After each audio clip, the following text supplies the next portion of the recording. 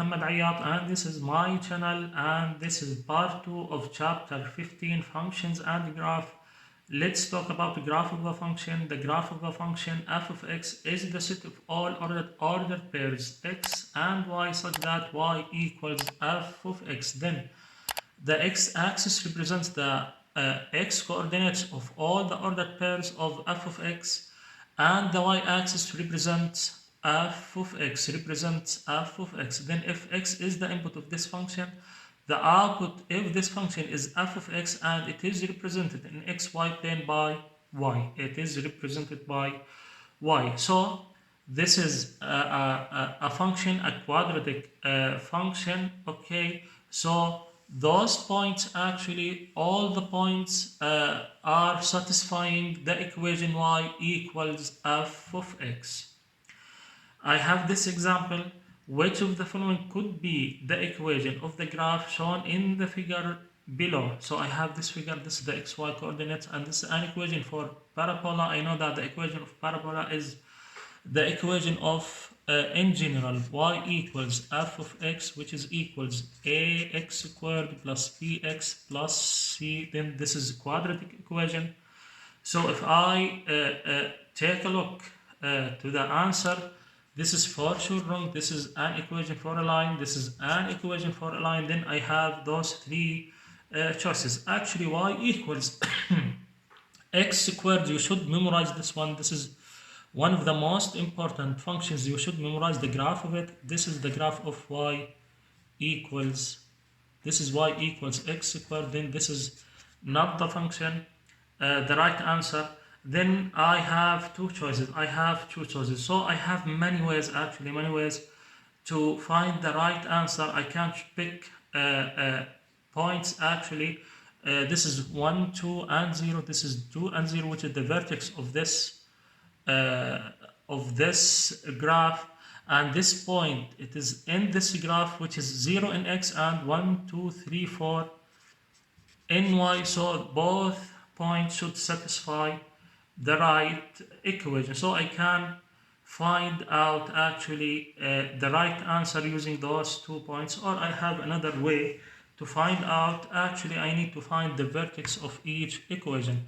Actually, let's start with the last one. Here a equals 1, b equals minus 4, c equals 4. Then if I substituted 1 here for a, minus 4 for b, and 4 for c, those are the roots. Actually, it is repeated root at 2. This is right. And the vertex here, it is the minimum value, the vertex 2. Okay, this is the vertex. When they say minimum of, this is the x coordinate of the vertex, and this is the y coordinate of the vertex. Then this is the right answer. Then this is the right answer. And of course, this is positive. It opens up. So this is the right answer.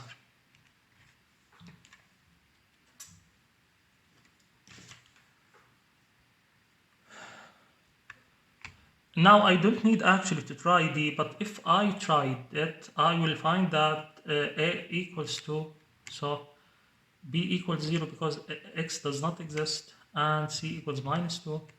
So those are the roots. I have root at 1. There is no crossing. This graph does not intersect X at 1, so this is wrong for sure. This is and minus 1, this is wrong for sure. So this is the vertex, this is the x coordinate of the vertex, which is 0.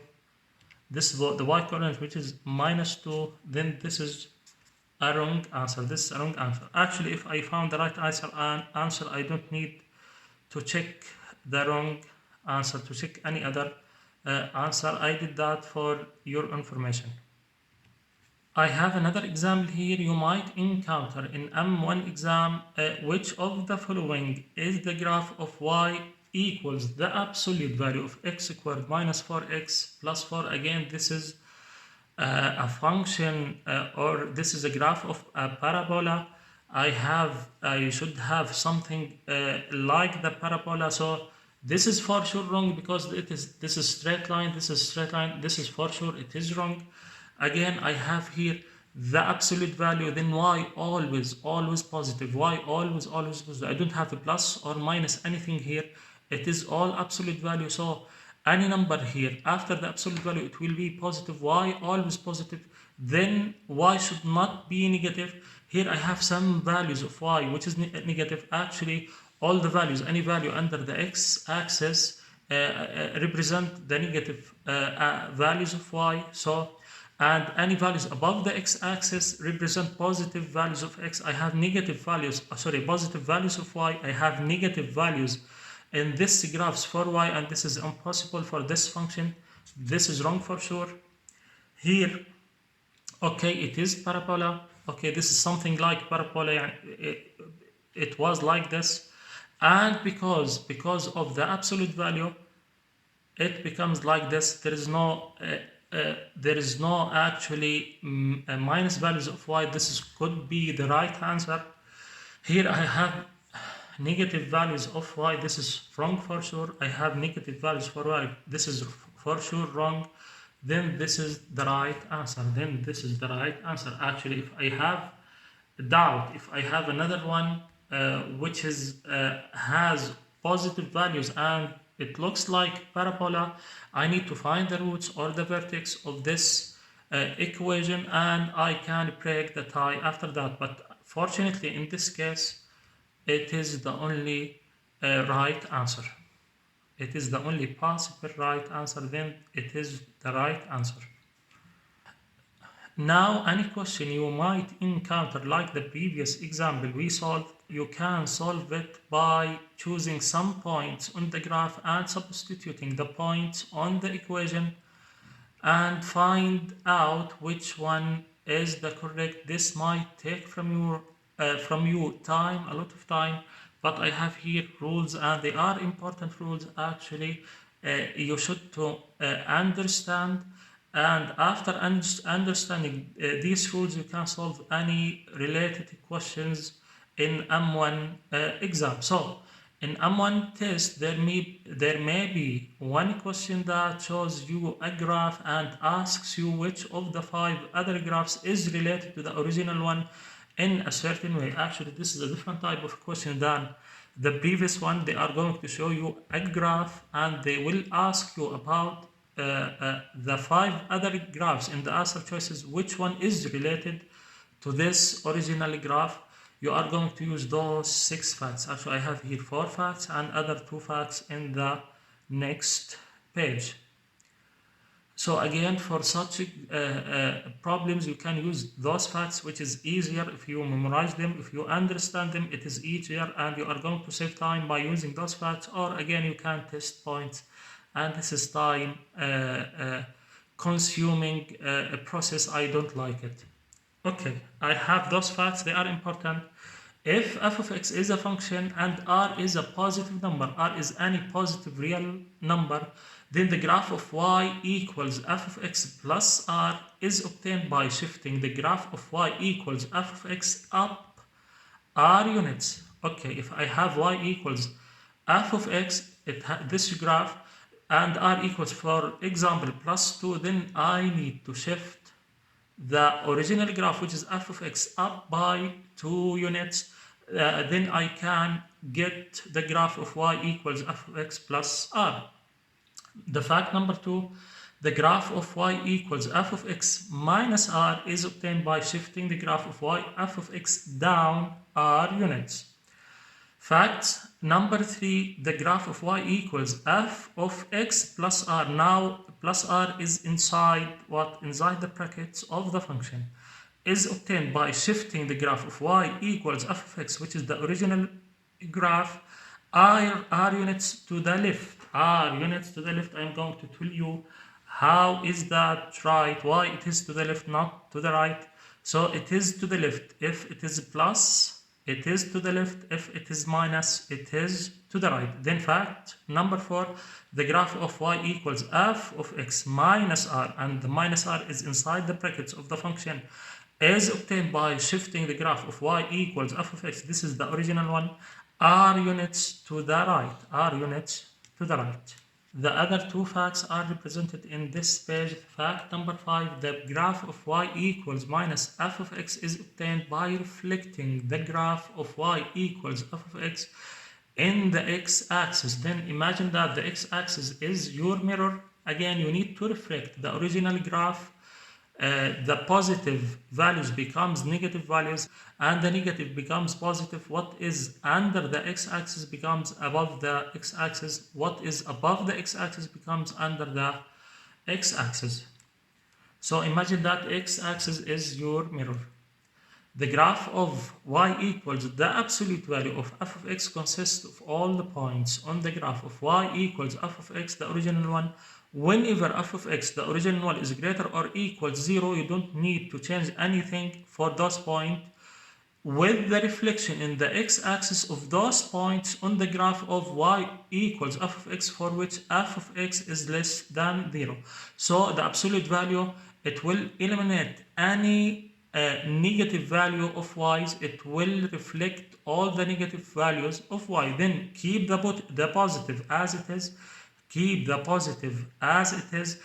Keep the graph which is above the y-axis as it is, and reflect the negative. Reflect what is under the x-axis. By example, now everything will be clear.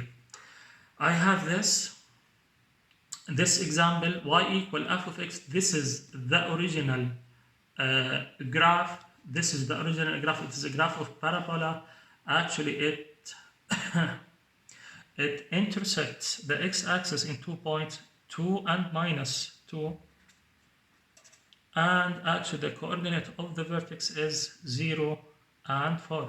So I know those points, actually they are like benchmark for me. Now if I want to find the graph of y equals f of x plus 2, then I need to shift this graph up by 2 units. Again, if this point, if I substitute the value of x for the original one in this point, I will get 2. Now I will get 2 here and plus 2 here. Because of that, this point will go up by 2 units, and this point will go up by 2 units. And actually, if I substituted 0 in this function, f of 0 is 4. F of 0 is 4. So f of 0 is 4 here plus 2. So it becomes 2 units above. So again, I need for all the points, actually I talked about those points because they are like a benchmark for me, but all the points in the graph, they are going to be shifted up by 2 units. So this point becomes 0 and 6, and these points becomes actually 2 and 2. Here it was 2 and 0. And here it was minus 2 and 0. So it will become minus 2 and 2. So this is the new graph. Okay, now this is the original one again. So this point is 2 and 0. And this point, it is minus 2 and 0. And of course, this is the vertex of the graph, which is 0 and 1, 2, 3, 4. This is 0 and 4. This is the original one. I need to find the graph of y equals f of x minus 1. All the values, all the points here need to be shifted down by minus 1 again, because when I substitute any value of any points here in this function, I will subtract minus 1 from this value. So all the points are going to be shifted down by 1 unit. So this point becomes at 0 and 3. This point becomes at 2 and minus 1. This becomes at minus 2 and minus 1. So this is the new graph. It is shifted down by 1 unit. Again, this is 0 and 3. And this point, it is 2 and minus 1. And this point is minus 2 minus 1. Now, if I want to find out y equals f of x plus 3, then I need to shift the original one. Because this is plus, I need to shift it to the left. 3 units to the left. Then this is 0 and 3, 0 in x. This 0 will become here shifted by 3 units, then the vertex should be at minus 3 and 4. So this is minus 1, minus 2, minus 3 and 4. So this is minus 3 and 4. Again, you can do the same for those points. Actually, the y coordinate will stay as it is, but the x coordinates will be shifted minus 3. Will be shifted minus 3 or will be shifted 3 to the left. Again, why to the left? Because if I substitute 0 here in this function, so f of 0 equals what? Equals 4. F of 0 equals 4. If I want to find the value of f of 0 for this function, so what inside the brackets should equals 0? So x plus 3 equals 0, then x equals minus 3, then the value of f of 0 will be at x equals minus 3. Because of that, this function should be shifted to the left, not to the right. If I want to draw y equals f of x minus 2, in this case, I want to shift the original graph 2 units to the left. You got the idea of the point. So here, this point becomes at 1, 2, 2, and 4. Again, you can do the same for those points. Now, y equals minus f of x. What is above the x-axis becomes under the x-axis. So this 0 and 4 becomes at 0 and minus 4. So this is 0 and minus 4. So what is above the x-axis becomes under the x-axis, and what is under the x-axis becomes above the x-axis. So this is y equals minus f of x. Again, because I multiply those positive value by minus, it becomes minus, and I multiply those negative values by minus, so it becomes positive values. The last one, y equals the absolute value of f of x. What is positive remain as it is. What is positive remains as it is, but what is negative is going to be reflected around the x-axis. So it should be reflected around the x-axis. Again, because the absolute value is going to change everything negative to positive and keep the positive values as it is. Those are important facts you should to understand. You are going to apply them to solve questions. Now let's talk about combining functions. If f and g are two functions with overlapping domains or equal domains, then for all numbers x that are in both domains, it is possible to define the sum, difference, product, and quotient of f and g. Okay, I have this fact. If x is in the domain of both f and g, so the input should be in the domain of both functions so that I would apply those four facts. The first fact, f plus g of x equals f of x plus g of x. F minus g of x equals f of x minus g of x. F g of x equals f of x multiplied by g of x, and f over g of x equals f of x divided by g of x, and of course g of x does not equal 0. So this is the sum, this is the difference, this is the product, and this is the quotient. So those are important facts. Let's solve this example. If f of x equals 3x plus 5 and g of x equals x squared plus x minus 5, what is the value of f g of 2? Actually, I can do it using two approaches. The first approach, I should find the value of the new function f g of x, which is f of x multiplied by g of x. And this is the long approach. Actually, the second approach is better, but let's solve it using the first approach. F of x multiplied by g of x, this is 3x plus 5 multiplied by x squared plus x minus 5.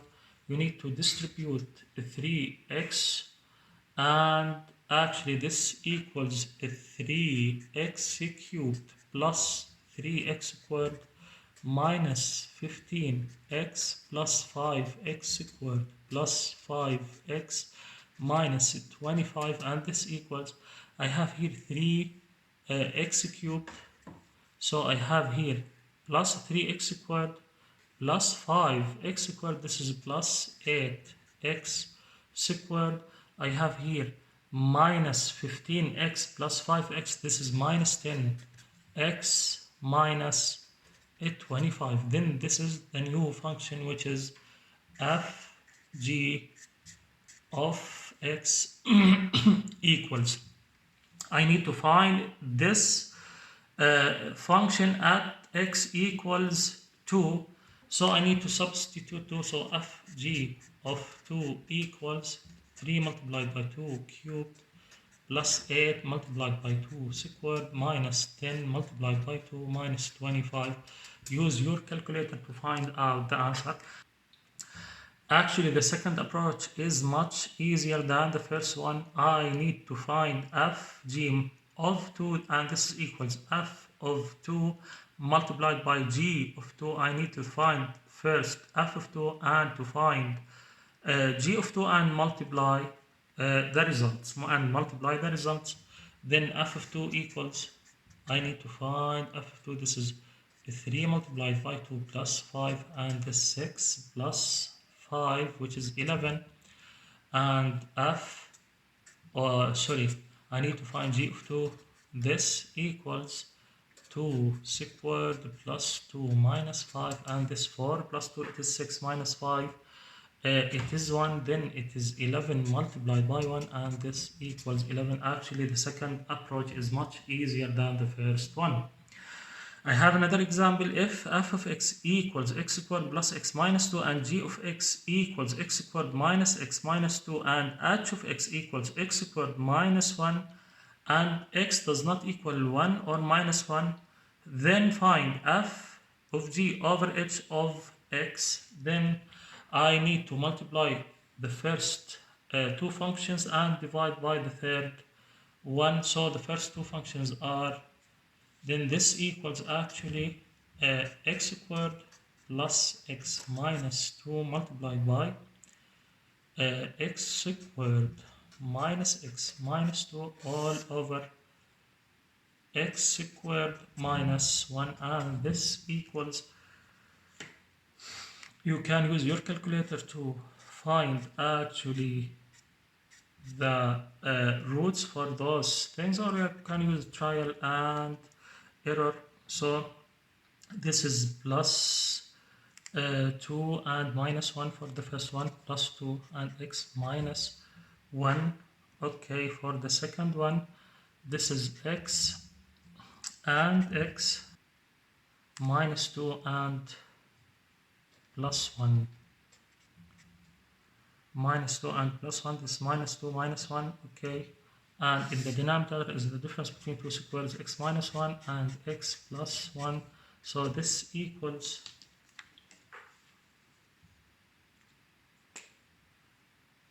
x minus 1 will cancel out with x minus 1, x plus 1 will cancel out with x plus 1. So I will have actually x plus 2 multiplied by x minus 2, which is x squared minus 4. This is the right answer.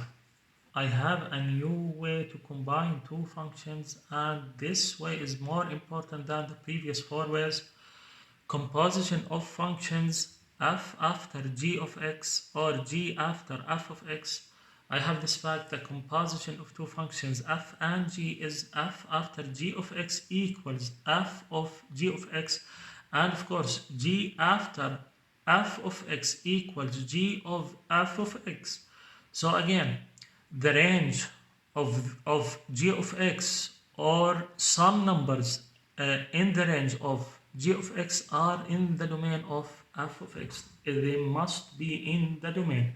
Then the range of g of x, because the range of g of x is the domain of f of x, so there are some numbers on the range of g of x are in the domain of f of x, and this is important. I have this example: if f of x equals the square root of x and g of x equals minus x squared minus 2, then f after g of x does not exist. Why is that? Again, g of x equals minus x squared minus 2. It is always negative. It is always negative. Why is that? g of x, take minus as a common factor x squared plus 2, this value always positive, always positive.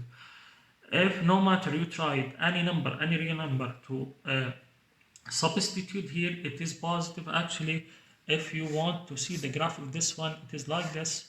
So it is x squared plus 2. As I told you before, x squared, you should memorize this one. This is x squared.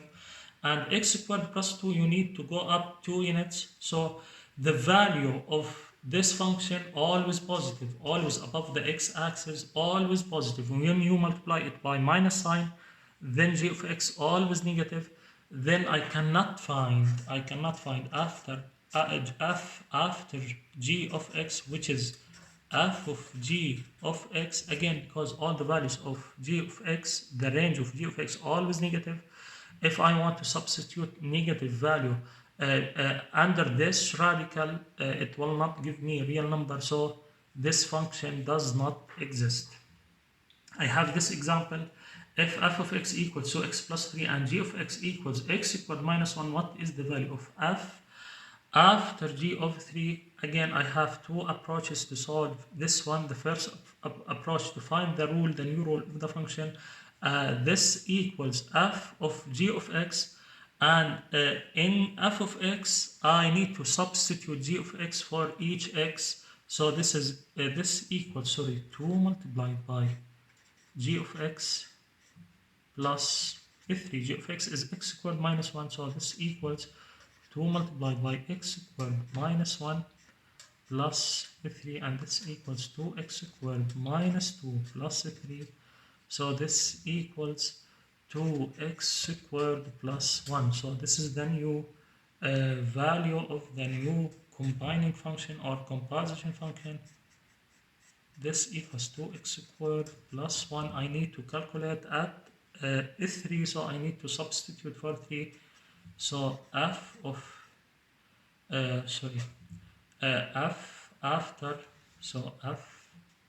g of 3 equals, so I need to substitute to 3 squared plus 1. 3 squared is 9 multiplied by 2, it is 18 plus 1, it is 19. Now I can use the second approach, which is much easier than the first one and will save your time, so use it in the exam. F after g of 3 equals f of g of 3, so I need to calculate first g of 3, and this equals, actually this g of x, g of 3 equals 3 squared minus 1, and this is 9 minus 1, which is 8, so I need to find out f of 8 because g of 3 is 8, so f of 8 equals, substitute 8 for x, so this is 2 multiplied by 8 plus 3, and this equals 2 multiplied by 8, it is 16 plus 3, which is 19. I have another example. If f of x equals 3x minus 2 and g of x equals x plus 2 over 3, then what is f after g of x and g after f of x? So here I cannot use the second approach, I need to use the first approach. F after g of x equals f of g of x, and actually this equals, this is f of x, so 3 multiplied by g of x minus 2, and this equals 3 multiplied, this is g of x, x plus 2, be careful and use brackets, minus 2, and this equals 3 with the 3 will cancel out, x plus 2 minus 2, this is x. Now the second one, g after f of x equals g of f of x, then this equals, actually this is g of x, so I need to substitute f of x for each x, so this is f of x plus 2 all over 3. I know the value of f of x, it is 3x minus 2, so this is 3x minus 2 plus 2.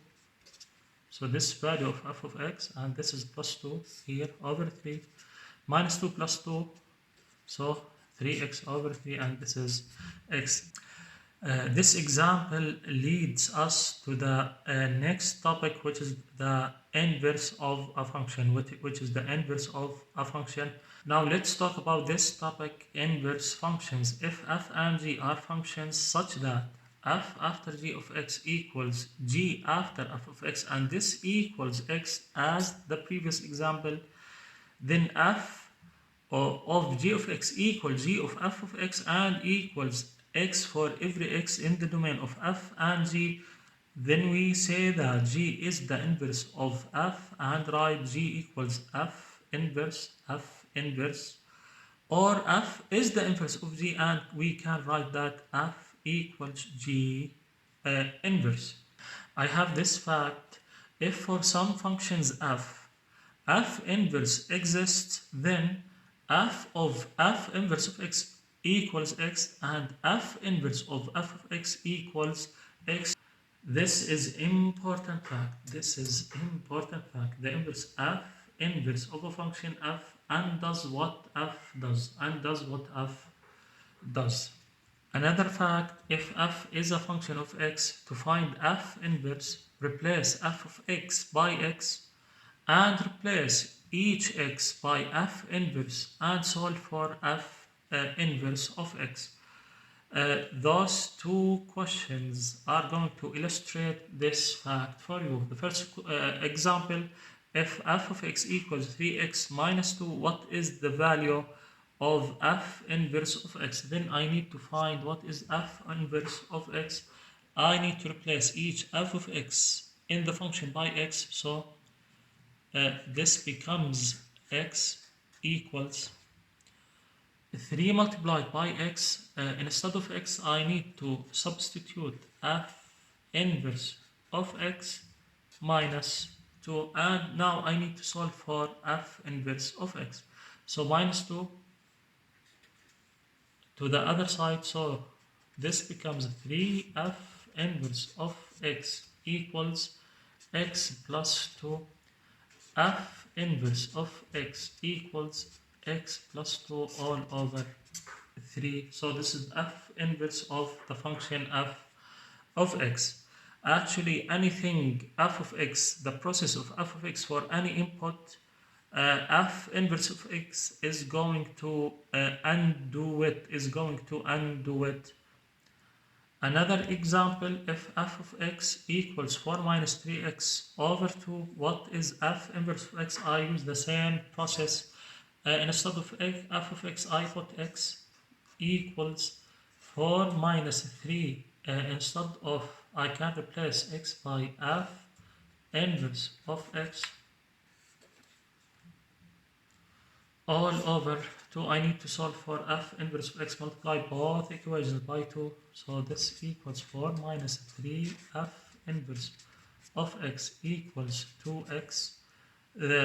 Take this to the other side and this to the other side, then this becomes 3f inverse of x equals 4 minus 2x. Then f inverse of x, divide both sides of equation by 3, and this is the right answer.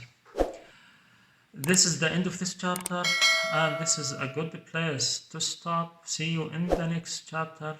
Have a nice day.